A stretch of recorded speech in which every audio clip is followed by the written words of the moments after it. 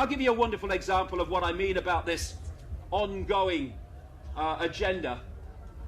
In 2007, well, let's go back a bit further, even better. In 2000, September 2000, there were a group of people in America. They became known as neocons or neoconservatives. They were the people behind the Bush administration when it came to power in early 2001. In September, a year before 9/11, they produced a document which called for multiple theaters of war being fought by American troops to take over country after country. And it listed them. And they included Iraq, Iran, North Korea, Syria, Libya, etc. From the moment they came to power, the build-up started to 9/11, and 9/11 happened 1 year to the month after that document demanding those countries being taken over was published.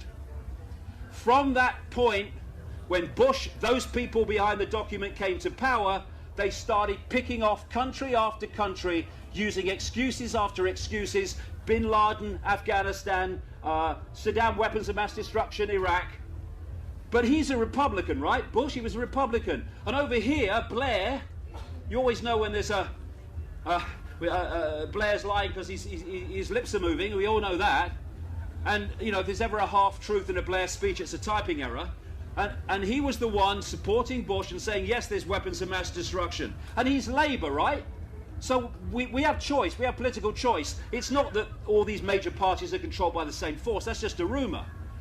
So when Obama came in, man of peace, oh yes, man of peace, and then Cameron came in, who's a conservative, different to Blair, they have continued to pick off that same list of countries using different excuses like Gaddafi in Libya and what they're trying to do in Syria, and now they're trying to orchestrate, as they have been for a while, to go into Iran.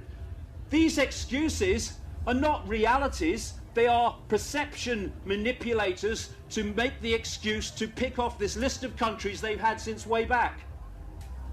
In 2007, one of the major generals in America called Wesley Clark, he was head of NATO at one point in military terms, he told him in 2007, he told an American television program that days after 9/11 in 2001, he was in the Pentagon, and one of the other generals in the Joint Chiefs of Staff, as they call them, said to him, we've apparently decided to invade Iraq. This is days after 9/11. And Clark's going, what do we invade Iraq for? You know, maybe they don't know what to do, so they've got to invade somebody. He comes back some weeks later, and he talks to the same general. This is 2001. And he said, why haven't we invaded Iraq yet? Well, are we going to invade Iraq? He said, it's worse than that, sir. He said, we're going to invade 7 countries in 5 years, or that's the plan. And he listed the countries. Iraq, Syria, Iran, Libya, etc., etc. The same list as the neocons.